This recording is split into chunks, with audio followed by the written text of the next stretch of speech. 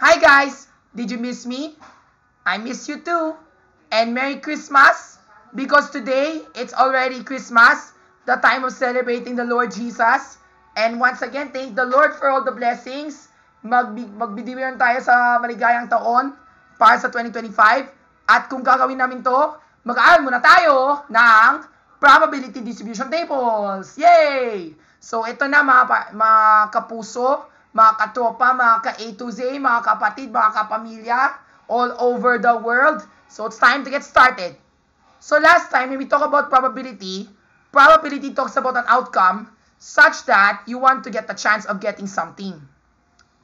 That is the concept of probability. Tama? Ngayon, based on the concepts that you learn, especially finding the probability for each concept, you're now going to compose a probability distribution table. And paano magawa yung probability distribution table? Ganito kasi yun. I will show it to you later. So, our objective is to solve for the mean, the variance, and standard deviation of each. Ito yung mga questions na tinanong ko sa iyo.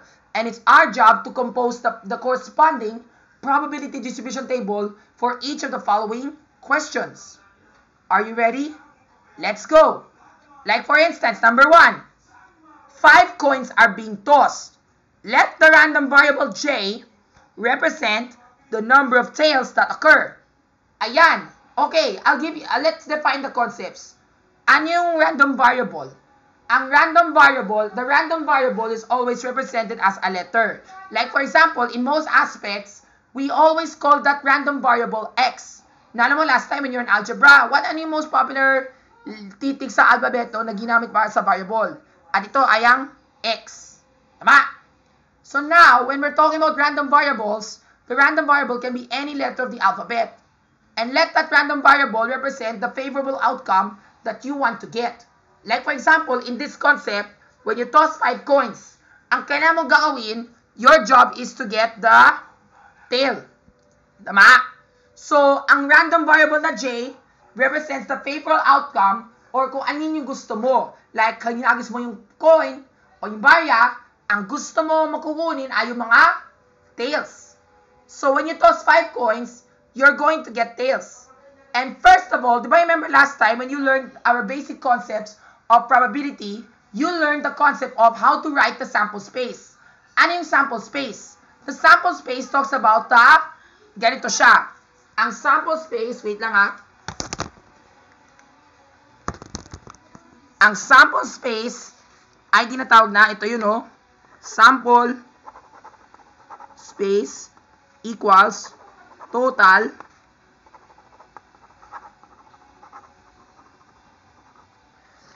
number of outcomes. Ibig sabihin, ilan yung mga possible outcomes kapag mag-experiment ka. Like for example, when you toss a single coin, pag inyagis mo yung coin, there are 2 sample spaces. Ano yung mga sample spaces dyan? Heads at tails. Tama? So you can get either of the 2, heads or tails. So that is the sample space. Pero, look at this. Ang sabi dito, 5 coins are being tossed. 5. So therefore, it's not just only heads or tails lang for just 1 coin. So therefore, you're gonna have to multiply that with 5. So the sample space is being raised to the 5th power. Naalala mo last time when we talk about probabilities and exponents, the exponent is used for independent variables. Tama? Kasi nga kapag ginagis mo yung coin, ito yun. So your first coin, you can either get head or tails. Second coin, pwede maging heads or tails din. Third, head or tails. Fourth, at fifth.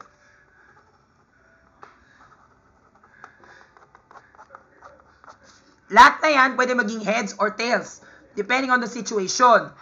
And our goal is this, that the letter J must represent the number of tails that occur. So if we list down the sample space, ano yung mas sample space dito? So diba remember, this is a probability distribution table. So we know that's 2 raised to the 5th power.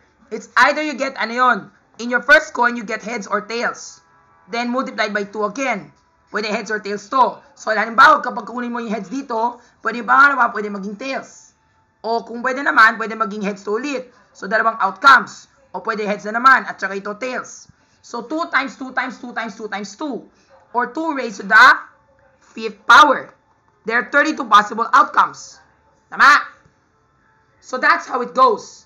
Now, all we have to do is to find let the random variable j represent the number of tails that occur. So, di ba remember, there are 5 coins. So, ang random variable na j, eto yun. So, yung random variable na j, how many tails can you get when you toss 5 coins? It's either you get 0 dahil in those 5 tosses, wala kang makukuha ng tails. It can be 1 dahil in one of those tosses, makukuha ka ng tails.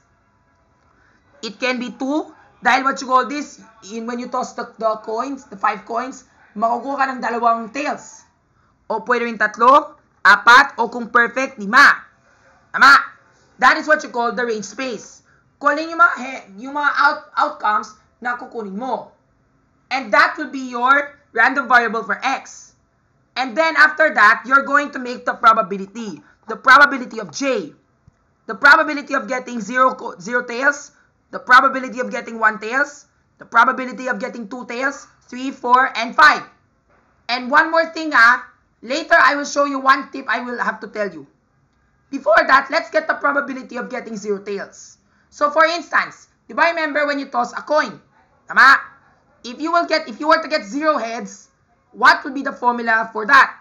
Of course, if you were to write this would be tail, tail, tail, tail, tail. Tama? That's 1. So that's 1 out of the 32, I meant head, bala. No tails. So that would be 1 over 32 for getting 0. Tama? Same pa yun sa number 5. Kasi if you get all heads, all tails pala, that is same as 1 over 32. Tama? Now what about getting 1 head, 2 heads, 3 heads, and 4? For getting 1 head, ganito yun. Diba remember, these are your tails. For getting your tails, ito yun. Diba remember, yung tails ay yung target namin. Let me use another colored ball pen to highlight, okay? So, pwede naman, let's say for example, ang unang tail ay nandito sa una. Tama? Then the rest of the others are heads. Just like that. T, H, H, H, H. Tama? O pwede rin yung head ay nasa pangalawa. Diba? Another outcome. Diba? That's another one. O yung head naman ay pwede nasa pangatlong hagis. O sa pang-4 naman. O sa pang-5. Tama? So therefore, there are 5. Same pa rin with getting tails. It could be the head could be here, parang baliktaran. O yung head ng dito, o yung head ng dito, o yung head ng dito, o yung head ng dyan. So therefore, that's 5 out of 32. 5 out of 32. So therefore, that's equivalent to 6 over 32. 6 over 32, tama? And 6 over 32 din dito sa kabila. And did you notice that we are in symmetrical? Anong ibig sabihin yun? Kasi nga for getting 2 or 3 heads, it is a symmetrical probability. Because for 2 and 3, it's divisible by 2. So ang kailangan namin dito sa 0, 1, and 2, ang kailangan namin ay yung hati ng 32 over 32. Ano yung hati ng 32? 16. Tama? So we need to get 16. So 1 plus 5 is 6. So how many more to get 16? Edi 10. 10 out of 32. Pati sa kabila. To verify this is true with what you call this, with the sample space, with the range space, eto kasi yun. So pwede ka makuha ng 2 tails dito sa unahan, tapos yung heads ay nang dito. O pwede yung tails nang dito, pero yung tails ay nang dyan. Dito, dito, dito. That's 2. O pwede naman yung tails ay nang dito, o yung tails nang dyan. So that's 4. Diba? Yan, that's 4. Tama? Or pwede naman, you will get the tails here. Heads first. Head, head, head, head. Tama? Tapos yung tails ay nasa pangalawa. So pwede dito yung tail, pwede dito yung tail, o pwede dito yung tail. Tama? Dito, dito. Dito, dito. Dito, dito. Tama? So yan, that's also another possible outcome. O pwede naman yung heads yung gusto mo ay pwede nasa third na. So pwede pa rin ganito. Head, head, tail, tail, head. Or pwede head, head, tail, head, tail. Tama? O pwede naman sa ano yun? Sa pang-apat naman. All three heads consecutively, tapos tails at tails. Yun lang. So that's already equivalent to 10. Did we list them right? Yes. And we got already 10. So that's 10 on the second and 10 on the third. So tama. At least naman, in fairness, we were able to list down all the sample space. Now, here's how we get to formulate the probability distribution table. But let's say, for instance, if you don't need to list down the sample space, you can do, there's a formula to help you. And the formula goes like this. Mamaya ko siya isusulatin. For now, let's look at the probability distribution table that I composed. Ayan. So, ito yung probability distribution table na ginawa ko sa Excel. So, di ba remember sa number 31, ang kailangan namin, ang random variable ay ito. Let the random variable of J represent the number of tails that will occur. So, di ba remember, ang nasa random variable na J, ilan yung mga tails na pwede kukunin mo? Like, you can get no tails, you may get 1 tail, you may get 2 tails, 3 tails, 4 tails, or even 5. Tama? And the total should be, ito yung total. Ganito kasi yun. So from there, we need to write down all the possible outcomes. So diba remember, the sample space is 32. There are 32 different possible outcomes. So if you are to get no head, that'll be 1 over 32. Did we get that right? Yes. 1 out of 32, yun nasa sa no heads. If you are to get 1 head, that's 5 out of 32. Dito siya. Tama? So 5 divided by 32. If you are to get 2 heads, that will be 10 over 32. Tama? Same. Pero kung nasa 3 heads, 3 tails naman, ang gusto mo ay kabaliktaran. Still the same. Diba? Kabaliktaran na. And then 4 tails ay 5. And then kapag lahat ay tails, isa lang. Now, what do you notice? Ang kailangan namin ay yung probabilities ay mag-sum up ng 1. Just like what I put here, di ba remember sinabi ko sa iyo, we have 1 over 32 plus 5 over 32 plus 10 over 32 plus 10 over 32 plus 5 over 32 over 1 over 32. Kapag sinam mo yan lahat yung mga probabilities dyan, the answer that you will get is always 1. Tandaan mo ha, kapag probability distribution table, you need to ensure that when all probabilities are there, all the values of all the probabilities must add up to 1. Lagi tandaan. Isulat ko na para hindi kayo malimutin.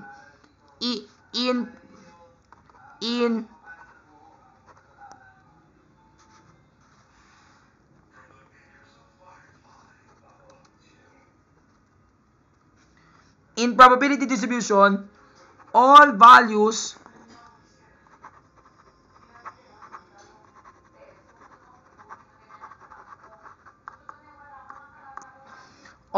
for all probabilities must equal 1. 1, isa. Kasi ito ba remember, what did I tell you in the basic constants of probability? No probability is greater than 1. And if you think you're very certain to get everything, the probability must always be 1. Tama? Like for example, when you toss a coin, di ba remember kapag ginagis ka ng isang coin, what is the probability of getting heads or tails? It's always certain that it's 1. Kasi nga, di ba remember, or compound probability rule, or add. So 1 half of heads, 1 half of tails, add them together, always 1. Tama? So ang kailangan namin, lahat yung mga probabilities dyan, they should sum up to give you 1. And if you get that answer, you are correct. So now let's do this. So di ba remember, nilagay namin yung mga probability values dito. Tama? And then we did it this way, and we should get this.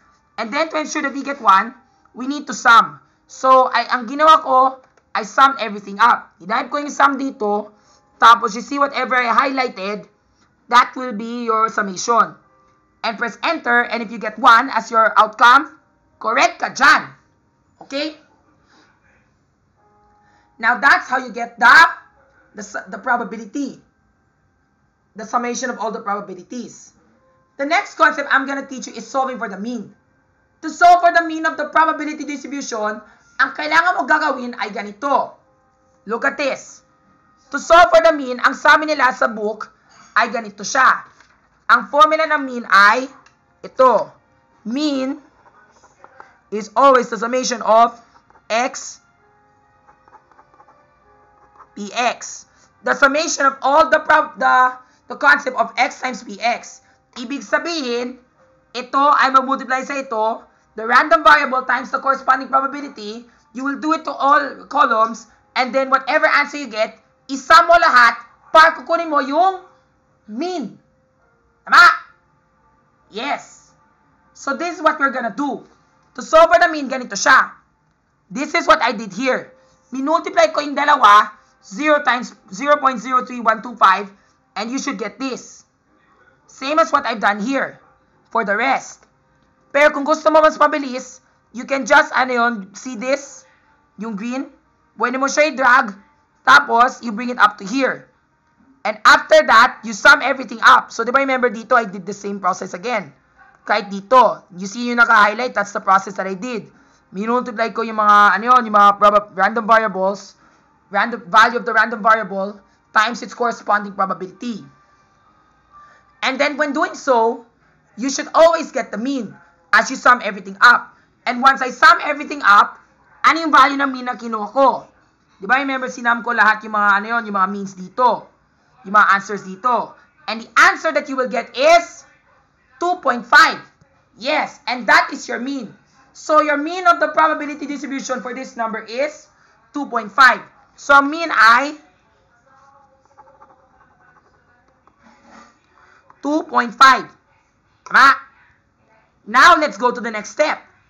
The next step, now you've already gotten your mean. So that's your mean. The next thing that you're going to do is the variance. To solve for the variance, ang variance may complicated formula. That's why nga this might be a bit tough for students to understand. Pero don't worry. In my situation, I can explain. Ganito kasi yung paraan sa paghahanap ng variance. Remember the mean that you got earlier? Kailangan mo tama yung kunin yung mean. Kung di tama yung kunin mo yung mean, ibig sabihin, mali na lahat. So be sure you're very careful and accurate talaga. Kahit hindi ka gumamit ka ng Excel, you have to be very careful when you compose the probability distribution table. If one of the details were already wrong, lahat na yan ay mali. Tandaan mo yan. Kapag hindi ka gumamit unless gumamit ka ng Excel. Kapag gumamit ka ng Excel, mas mabilis and mas accurate pa. Okay? Pero in most aspects, let's say, yung mga teachers mo, ayaw nila, yung mga estudyante na pwede gamitin ng Excel. So therefore, kailangan namin ay cycle and paper and pen. And that would be tougher. Pero for me, I would rather use Microsoft Excel para to ensure that we are getting accurate values. Now, let's go to the variance. Ang formula ng variance ay ganito. It's the summation of the random variable x minus the mean squared. Diba? I-square mo yan. And then from there, we multiply that by the corresponding probability. So yan. That is the variance.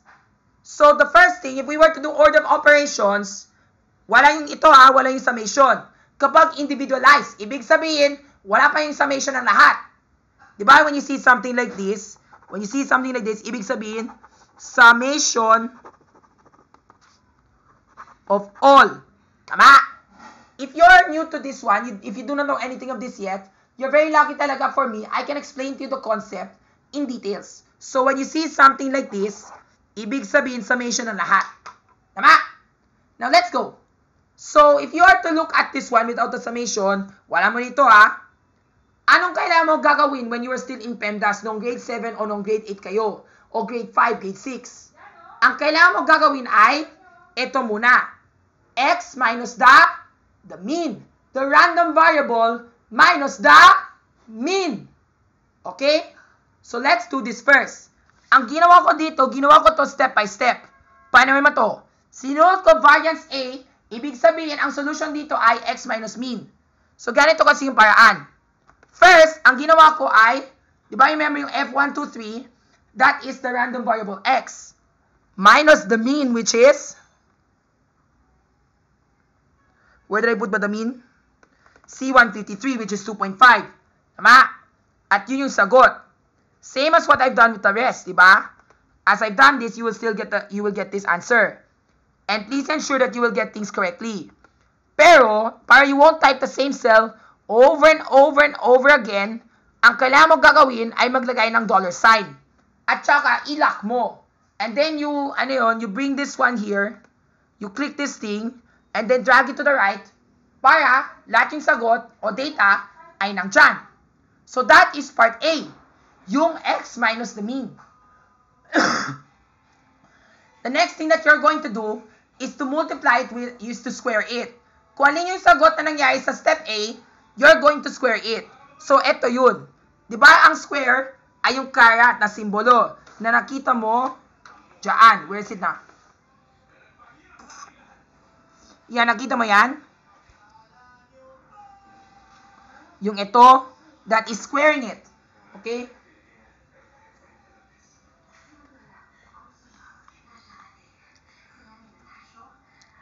So when I square that mean, when I square that first answer from the step A of getting the variance, I would get this answer. Then I do it for all the numbers. Tama? That's step B. Next is step C. Pagkatapos ka ng x minus the mean of the random variable, and then after squaring that answer, your answer after squaring it will be multiplied by the corresponding probability value. Tama? Like for example, ito. This one, di ba remember I multiplied this one? Di ba remember this is your answer from squaring your mean? From squaring your x minus mu. Tama? And that is part C. The answer that you get here times the probability. And when you do that, you should get this answer. Tama?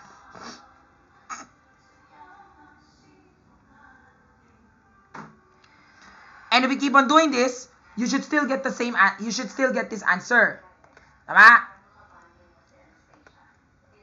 Yun. And then right after that, double check on everything to see if you're correct.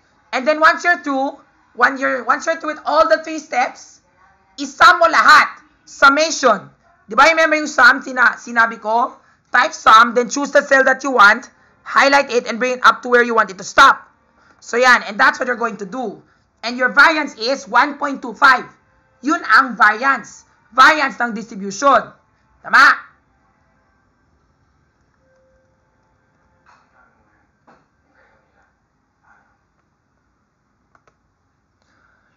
Kasi nga I did this. C13 times 1/2. Kasi that's the variance, diba? I do not know why did I multiply it by 1/2 because ano yun? I was supposed to get half of that. Pero never mind. Okay? And last but not least is the standard deviation. Sa pagkukunin ng standard deviation, the formula is very easy to memorize. Let me write that for you. Sa standard deviation,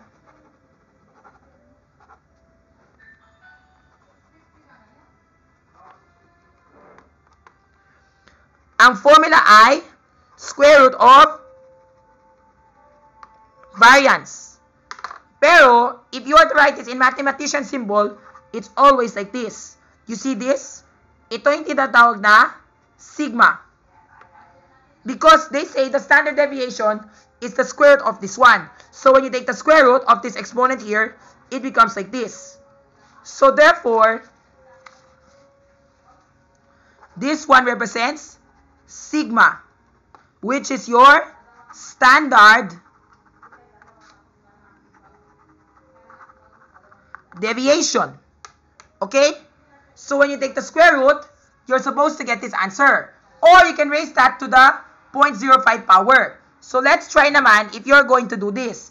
Diba remember another formula is to type SQRT. So when you do SQRT of that number, which is the variance, you should still get the same answer. Or another way, if you are to use exponent, you can do this. This one raised to the 1/2 power. Tama? You should still get the same answer. And that's it. So now that's how you do item number 31. Next, Let's go now to the second one. Refer to the picture on the right. But you might be asking me, Sir, anong picture? Ito. You see the wheel right over there? Nakita mo yung makulay na wheel dyan? Parang Rainbow Rumble, no? Yan. See this colorful wheel which consists of red, blue, yellow, green, violet? So yan. Refer to the pic on the right. A spinner is spun 3 times. Ayan. So ibig sabihin, yung spinner, di ba, remember ito yung spinner, di ba? Let's say for example, maglaro kayo ng color game. So you spin the spinner, and the spinner is spun 3 times. Let the random variable E represent the number of times it lands on the color purple. Ayan, purple or violet, either way. Tama? So this is what you're going to do. You know already the criteria on how to do this, ano yun? How to do this. First, we need to write down all the possible probabilities for each. First of all, you know already the random variable, how many times it can land on violet can be like this. It can be no violet, 0 violets, 0 purple. It can be 1 because it will land on 1 violet only in one of those 3 spins. It can be 2 violets because it can land on 2 violets out of the, you know, 3 spins. Or it can be all violet. So therefore, look at this. Ilang yung mga possible outcomes dyan? 10. Diba? 1, 2, 3, 4, 5, 6, 7, 8, 9, 10. So 2 out of 10 is the violet one. Diba? And if you are to do the probability distribution table, this is how it's going to do. Before that, you need to write down all the possible probability outcomes. And since there are 10 possible outcomes, so therefore there are, because the spinner spun 3 times, so it's 10 raised to the cube. Because it can land on any of the 10 in 3 times. 3 times. Diba? So yan. Now, this might be a bit tough to list down all the possible outcomes because I think if I were to list down all the possible outcomes, this might be a bit hard for us to tell if it will land on violet or blue violet. Pero, if I were to do this, di ba remember yung 0, it will land on violet twice. So di ba remember yung 2 out of 10, that's the same as 1/5. Tama? So pwede maging 5 times 5 times 5, which is 125 different possible outcomes. Pero, there's a probability formula to it that represents the formula of getting the probability of each. And this is the formula that you're going to do. It's NCR times the probability of success raised to the R power and the probability of failure raised to the N minus R power. That's the formula. So let's say for example, you want the variable to land on violet 0 times. So this is NC0. Di ba remember 3C0? In 3 of these trials, none of them should go to violet. And this is simplified to 1. And the probability of success raised to the R. So this is raised to the 0 power. And remember our law of exponents? Any base raised to the 0th power is always 1. Correct. So therefore, what is the probability of getting violet? 2 out of 10, which simplifies to 1 over 5. Tama? And then the probability of failure is 8 out of 10, raised to the 3rd power. So this will become 1, and then this will become 512 over 1,000. Tama? So therefore, this will be one of the outcomes. 512 over 1,000. Or let's say kaya if you are to get one violet. So if you do that, that's 3C1 times the probability of success. So 3C1, what's the probability of getting violet? The one that you want, it's 2 over 10. And then R, 1. And then the N minus R, 2. Diba? 3 minus 1 is 2. And that's 8 out of 10. Tama? Doing that will give you 3C1 that simplifies to 3. And then this becomes 2 over 10. And then 8 squared, that becomes 64 over 10.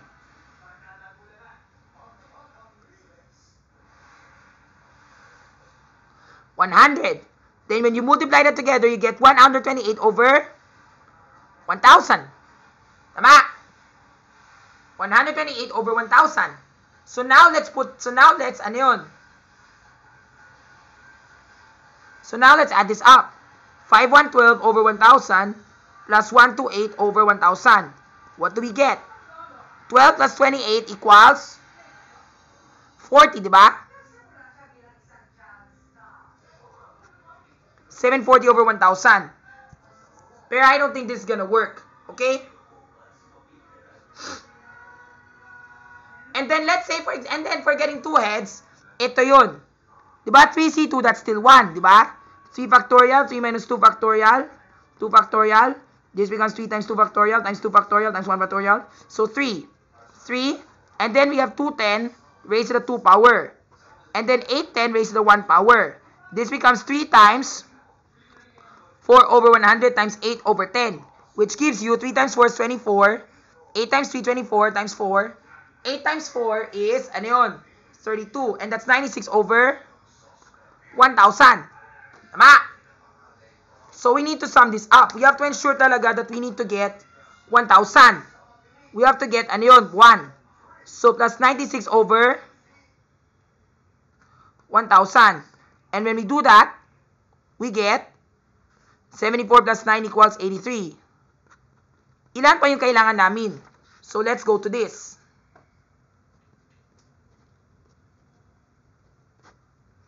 This becomes 1. This becomes 7. 6 pala. 4. So we need to get 164. Let's try the last one. So 3C3 times 210 raised to the 3rd power times 810 raised to the 0th power. Of course, this becomes 1. 2 raised to the cube is, ano yun? 8. 8 over 100. And this becomes 1. Tama?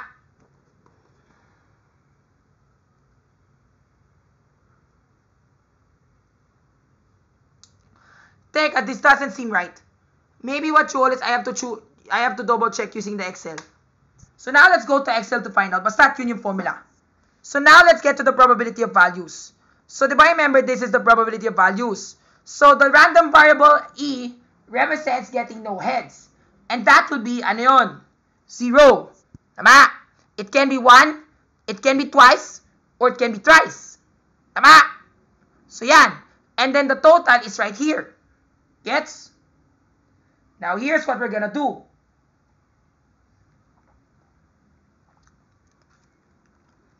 So we know the probabilities like this. Ito yung ginawa ko. Diba? Remember that's the formula that I did kanina? Combination of NCR and then the probability of success of getting no heads, diba? That's 2 tenths. 2 tenths is similar to 0.2. And then getting the probability of failure is 0.8 raised to the 3rd power. And therefore, what's the answer? You're supposed to get 512 over 100. If convert to decimal fraction, you're supposed to get, di ba remember, if you want this to be fraction, kasi nga, ang ginawa ko dito ay decimal. So if you want this to be converted into a fraction, it would look like this.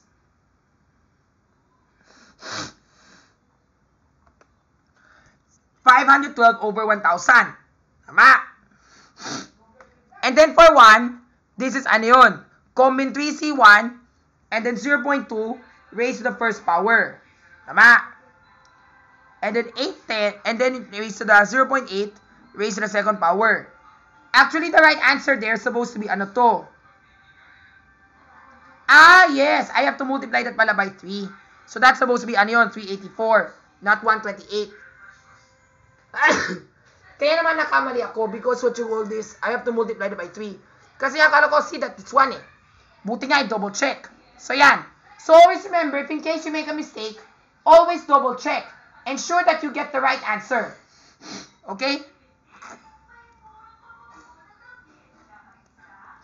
And then this one, combine 3C2 times 0.2 raised to the 2nd power, the probability of success, because you're going to get 2 heads, 2 violets, and then the other colors raised to the 1st power, you're supposed to get 0.096.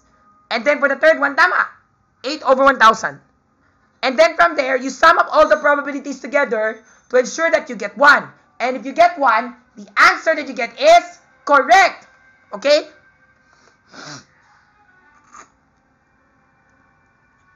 So, did we get 1? Correct. Very good. Next, the next thing that we're gonna have to do is to solve for the mean. Naalala mo ba yung formula sa pagsasolve ng mean? To solve for the mean, it's always the summation of the random variable x times the corresponding probability. And you know, I've done it to all, di ba? So, ganito yung paraan. Ito na yun, di ba? I product everything, di ba? Yes, 2, 3. Yes. And then from there, add. We sum everything up. And we are supposed to get the answer of 0.6. Tama? And 0.6 is your mean. Now, to get the variance. To get the variance, natandaan mo yung mga formula ko.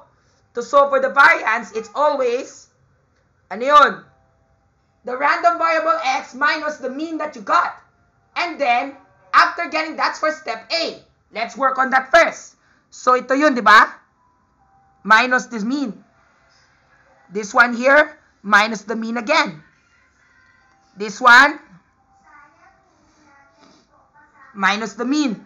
Tama? Even that one. That is step 1. Step 2 is to square. Squaring your answer from letter A. So, when you square that, you're supposed to square that answer to get this, di ba? And you do it for all the outcomes, di ba? Nakita mo yung caret, that means you're going to apply exponent. Tama? Yun. And then for step 3, based on your answer from letter B, you're gonna have to multiply that with the corresponding probability. Like for example, in the 0, you have to multiply the probability that's in the random variable of 0. So yan. And you do it for all the rest. And then from there, you sum everything up. When you sum everything up, that will give you your variance. Tama? And the variance is 0.48. And the square root is very easy. To take the square root, all you have to do is just, ano yun, get the square root of your variance. I think I know talaga the variance. Actually, there is another way on how you can get the variance. Kaya naman, that's why you have to multiply that by ano yun. Parang it's just like, you have to multiply it with the probability of failure. So, the mean times the probability of failure, and that'll give you the variance. So, parang that's why I put 0.8 there, because that's the, ano yun, the probability of failure. So, that is your variance. Actually, that's also another formula that you can do. Mean times the probability of failure to get the variance. I think that can be also one possible outcome to yield you with the same answer. I don't know if this is confirmed, pero that could be the right answer anyway. So, yan. So, that's letter B. Number 2, okay? Next, number 3. Let's go to the problem again. Tiny defense level classification. Let the random variable M represent the environment or stage number. Ayan, that implies tiny defense, diba? So, let the random variable M na tayo represent the level or the stage number. And then the probability of playing those levels is 1 out of 10. Because diba, remember, there are 10 levels for each specific environment. Tama? 10 levels. And there's 1 to 10. So let's see if we know how to make the probability distribution table. Let's go. So diba, remember, this is the random variable M, and it's from 1 to 10. Tama? 1, 2, 3, 4, 5. I think I did only until 5 only. Kasi what you all this, I was supposed to make it until 10. Diba? Teka.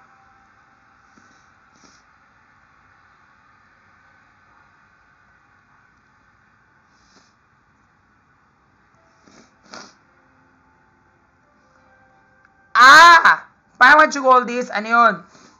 The environment or stage number. That is, ano yun, the level, ano yun? The environment. Diba, there are 5 environments, diba? And then 10 stage numbers. And then you're going to formulate a probability distribution table out of this. Actually, in general, there's no probability distribution table that refers to this type of concept.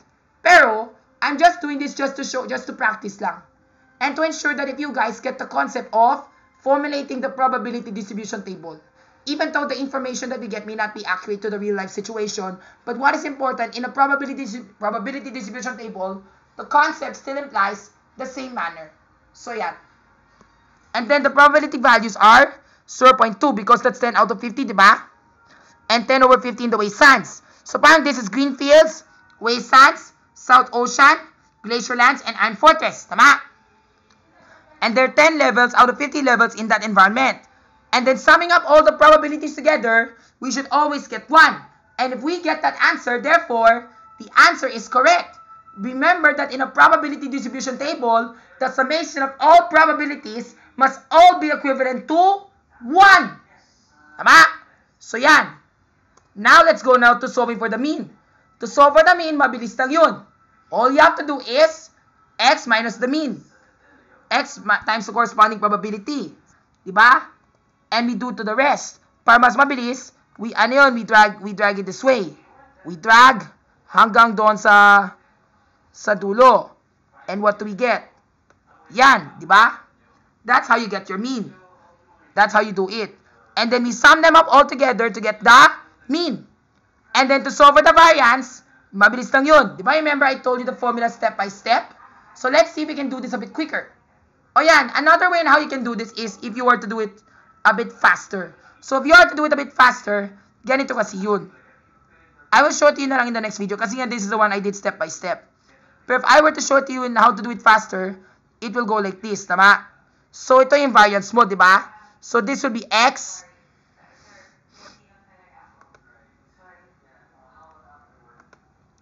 minus the, the mean, di ba? Pero you have to lock it, di ba? Remember, you have to put dollar sign. Kapag walang dollar sign, di siya na-lock, okay? And then you're gonna have to square that, di ba? Put square. And then after that, after this concept, you multiply that with the corresponding probability, which is this one. And do you think you will still get the same answer? Yes, di ba? And if you keep on doing that, bring it up to here, you should get this, di ba? So yan, 0.08, 0.02, 0, 0.02, and 0.8. That's how you get the variance. And then sum everything up. Di ba? You click sum, di ba? Sum. And then, parentheses, highlight everything here, click, bring everything around, and you should get the standard deviation of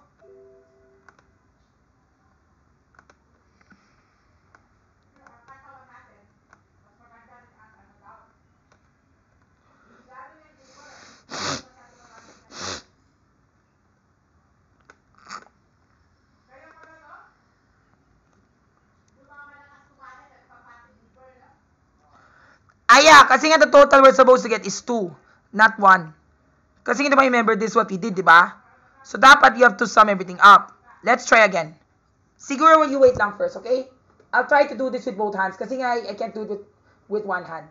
So di ba remember, hinighlight ko yung lahat yung cells, di ba? So when I do this, it's supposed to look like this, di ba? Sinam ko lahat, and then press enter, and you should get 2 as your variance, tama? And then take the square root of your variance. Square root of 2 is 1.14, just like that. Or, if you want to get the variance in a shortcut, mean times the probability of failure. That's it.